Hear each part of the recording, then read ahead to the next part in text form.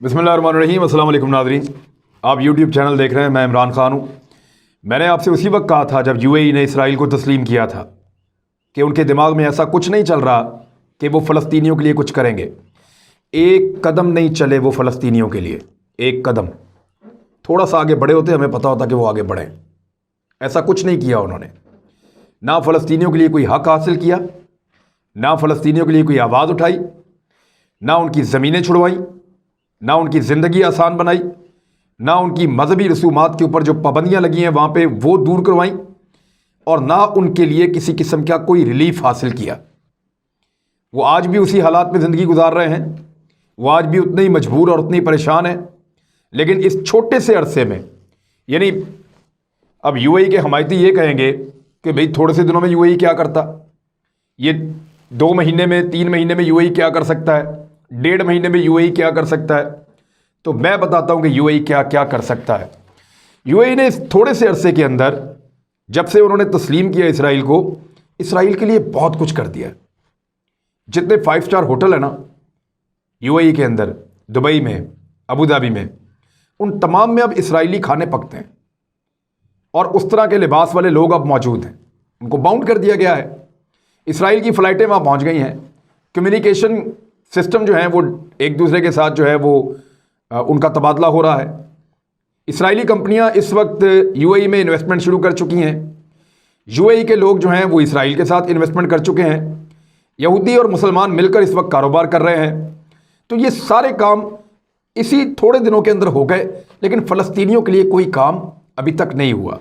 और अब एक और इंतहाई अफसोसनाक काम होने जा रहा है। यानी ऐसा नहीं हुआ कि फ़लस्तीनियों के लिए कोई स्कूल बनाए हों, ऐसा नहीं हुआ कि फ़लस्तीनियों के लिए कोई आसानियां पैदा की हों, लेकिन ऐसा ज़रूर हुआ है कि यूएई के अंदर इब्रानी ज़बान को समझने के लिए 4 स्कूल कायम कर दिए गए हैं। ये इब्रानी ज़बान जो है ना, इसको ओन करते हैं यहूदी इसराइली। वो इब्रानी ज़बान को ओन करते हैं कि ये हमारी ज़बान है। और जो इब्रानी ज़बान है, इसकी एक मॉडर्न इब्रानी ज़बान है, एक बहुत पुरानी एशियंट भी है, कदीमी, लेकिन ये लगभग मिलती जुलती हैं। ये 1200 साल कबल मसीह की ज़बान है। कबल मसीह कहते हैं ईसा अलैहिस्सलाम की पैदाइश से पहले वाले जो साल हैं उनको कबल मसीह कहते हैं।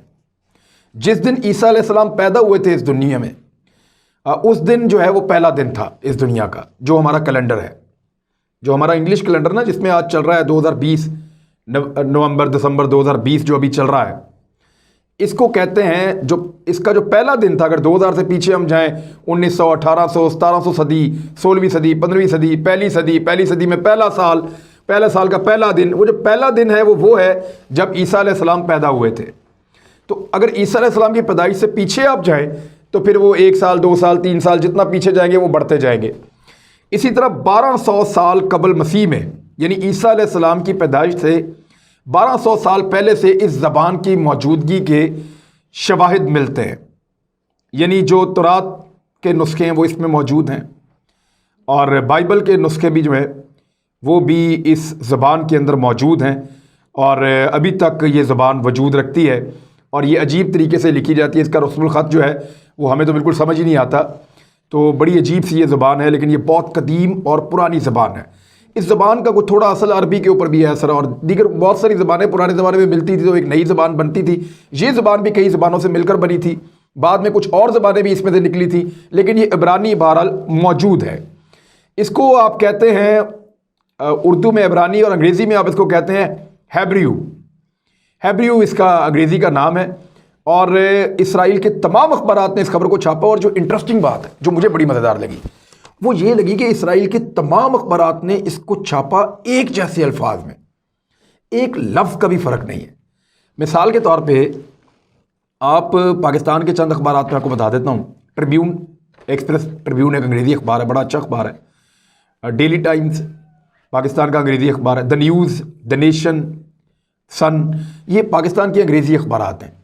इन अखबारात में आप एक ही खबर अगर छुपवाएंगे ना, तो लिखने वाला अलग अलग तरीके से लिखेगा। कोई बात पहले लिखेगा, कोई बाद में लिखेगा, हेडलाइन का भी फ़र्क होगा। लेकिन यहाँ मैंने देखा कि इसराइली अखबारात में, इसराइल 21 में ये खबर छपी है, फिर उसके बाद ये खबर छपी है इसराइल 21 के बाद JNS में, ज्यूइश न्यूज़ सिंडिकेट, उसके अंदर छपी है। फिर ये इसराइल 365 न्यूज़ में छपी है। پھر یہ ایک اور اخبار ہے اس کے اندر، یعنی یہ 3-4 اخباروں میں نے پڑھی، سب میں جو اس کا متن ہے وہ ایک ہی طرح چھپا ہے، الفاظ آگے پیچھے نہیں کیے گئے. یعنی یہ خبر جان بوجھ کر چھپوائی گئی ہے اور باقاعدہ یہ جاری کی گئی ہے، یہ خبر آپ دیں تاکہ مسلمانوں کو اس بات کا میکسیمم پتہ چلے. اب یہ خبر کیا چھپی ہے؟ اس خبر میں یہ بتایا جا رہا ہے کہ اسرائیل کا کلچر، ثقافت، ان کا رہن سہن، ان کے کھانے پینے اور ان کی کنورسیشنز، بات چیت کرنے کا طریقہ، ان کا لہجہ، ان کی زبان، یہ ساری چیزیں جو ہیں، ان کا رہن سہن، یہ سب سکھایا جائے گا 4 اسکولوں میں جو کھولے جا رہے ہیں ابوظہبی میں اور دبئی میں.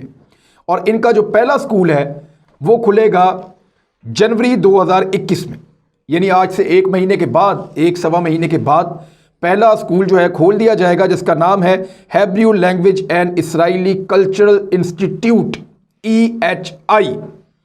یہ کھولا جائے گا. اور یہ کوئی ابراہم اکارڈ جو ہوا تھا ان دونوں ملک کے درمیان میں، جو ایک اکارڈ ہوا تھا ابراہم اکارڈ، اس کے مطابق یہ اسکول اب بنائے جا رہے ہیں. یہ 4 اسکول ہوں گے. ان اسکولوں میں پڑھے گا کون؟ یہ بہت امپورٹنٹ ہے.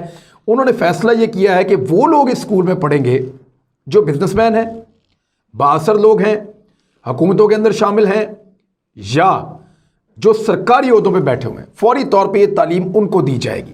ان کے لیے مارننگ کی، ایوننگ کی اور نائٹ کی مختلف، انہوں نے کہا 3 مرتبہ ہم دن میں اس میں کلاس کیا کریں گے. تو مختلف کلاسوں کا اجرا کیا جا رہا ہے. اور جوش سیمٹ ایک شخص ہے جو ڈائریکٹر ہے ان سکولز کا، اور وہ ان سکولوں کو چلائے گا. تو اب آپ یہاں سے اندازہ کریں کہ اسرائیلی کلچر، اسرائیلی کھانے، اسرائیلیوں کا رہنا سہنا، جس طرح وہ کپڑے پہنتے ہیں، جس طرح کی وہ زبان بولتے ہیں، یہ ساری چیزوں کی یلغار ہو رہی ہے ابوظہبی، UAE یعنی پورا دبئی، ابوظہبی اور ساتھ بحرین پہ. اور یہی چیزیں ساری کی ساری جا رہی ہیں سعودی عرب میں. تو عربوں کے اوپر یہودیوں کا رنگ حاوی ہوتا چلا جا رہا ہے.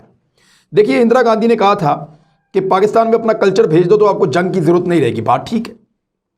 آپ کسی ملک سے اس کا کلچر چھین لیں تو پھر آپ کو سرحدوں پہ اس سے لڑنے کی ضرورت نہیں رہتی.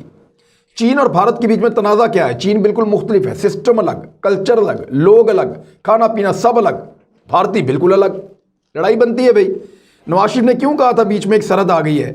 دکھتے ایک جیسے ہیں، کھاتے، ہمارا 2 قومی نظریہ یہی تھا کہ نام دکھتے ایک جیسے نا، کھاتے پیتے ایک جیسا ہے.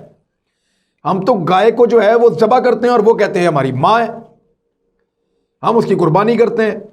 ہمارا رہن سہن الگ ہے، تہوار الگ ہیں، اتوار الگ ہیں، مذہب الگ ہے، رسومات الگ ہیں. تو ہمارا شادی بیاہ بھی الگ ہے.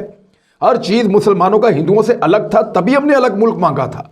تو یہاں پہ جو الگ الگ چیزیں ہیں یہودیوں میں اور عربوں میں، ان کو مشترک کرنے کی کوشش کی جا رہی ہے تاکہ آنے والی نسل میں یہ فرق ختم ہو جائے. اور جب بھی کبھی اسرائیل اپنے گریٹر اسرائیل کے منصوبے کی طرف جائے تو عربوں کو لگے کہ ان کے جیسے ہی لوگ آ رہے ہیں. عربوں کے اندر ایک ایسی نسل تیار ہو بااثر لوگوں کی، جو فیصلہ کرنے والے لوگ ہیں، وہ یہ سمجھے کہ یہ تو کلچر ہم جانتے ہیں، یہ تو زبان ہم پہچانتے ہیں، ان لوگوں کے ساتھ تم کمفرٹیبل ہیں، یہ لوگ آ رہے ہیں تو کوئی پرابلم نہیں ہے. تو یہ ہے ان کی ایک دور رس سوچ، بڑی دور تک دیکھنے کی ان کی نظر ہے. وہ بہت دور تک سوچ رہے ہیں یہودی. دیکھیے، انہوں نے 19ویں صدی میں فیصلہ کیا تھا کہ اگلی صدی میں ہم اپنا ملک بنائیں گے اور اپنی ریاست بنائیں گے. پھر کوشش کرتے رہے، انہوں نے بنا لی. پھر پرانا ان کا ایک منصوبہ ہے جو زائنزم کا ہے، زائنسٹ جس کے اوپر چلتے ہیں، کہ ایک گریٹر اسرائیل ہوگا. بہت پرانا ہے. اس منصوبے کو لگ بھگ کوئی 150 سال ہونے والا ہے جب سے یہ ماڈرن منصوبہ آیا تھا. تو تب سے اب تک لگاتار وہ اس کے اوپر کام کر رہے ہیں اور منصوبہ بنایا ہوا ہے. تو وہ ایک لمبی پلاننگ کرتے ہیں. تو اب وہ یہ پلان کر رہے ہیں کہ کسی طرح بھی اپنا کلچر، اپنی روایات، اپنا کھانا پینا، اپنا رہنا سہنا، اپنی زبان ان عربوں کے بیچ میں گھسا دو اور ان کی مجبوری بنا دو. یہ چیز جب یہ اس کو پڑھیں، اس کو سمجھیں، ان کے بااثر لوگ ہماری طرح کے ہو جائیں تو ہماری ایکسیپٹنس ان کے لیے بڑھ جائے، یعنی ہم ان کے لیے قابل قبول ہو جائیں. تو جب ہم ان علاقوں کو فتح کر رہے ہوں یا ان علاقوں کو کنٹرول کر رہے ہوں یا معیشت کے ذریعے سے، طاقت کے ذریعے سے، جس بھی طریقے سے ہم ان علاقوں پہ قبضے کر رہے ہوں گے، تو اس دور میں ان کی مسامت کم سے کم ہوگی. کیونکہ اب جانی پہچانی چیز یا جانے پہچانے لوگوں سے زیادہ رزسٹ نہیں کرتے. آپ کی ریزسٹنس وہاں ہوتی ہے جہاں بالکل نہیں جانتے، یہاں بالکل آپ کے اپوزٹ کوئی اور چیز ہوتی ہے، مخالف. تو یہ جب آپ ایک جیسے ہوں گے تو پھر آپ کیسے لڑیں گے ان کے ساتھ؟ آپ کے بعد لڑنے کی وجہ کم ہو جائے گی اور اس کے پیچھے آپ کا جوش کم ہو جائے گا. تو یہ بڑی زبردست ضرب لگائی ہے اسرائیلیوں نے، اور بڑی پلاننگ کے ساتھ انہوں نے تمام اپنے اخبارات کے اندر اس خبر کو چھپوایا ہے، اور چھپوانے کے بعد انہوں نے امت مسلمہ کو یہ بتایا ہے کہ ہم ایک کلچرل یلغار لے کر آ رہے ہیں، بچ سکتے ہو تو بچ جاؤ. عربوں کا تو موڈ نہیں لگتا، لیکن میرے خیال میں یہ بیڑا پاکستانیوں کو اور دیگر کچھ اور مسلمانوں کو اٹھانا پڑے گا، کیونکہ عربوں کا موڈ ایسا لگتا ہے کہ بدل رہا ہے. اب تک کے لیے اتنے، اپنا خیال رکھیے گا، اپنے اس چینل کا بھی. اللہ حافظ.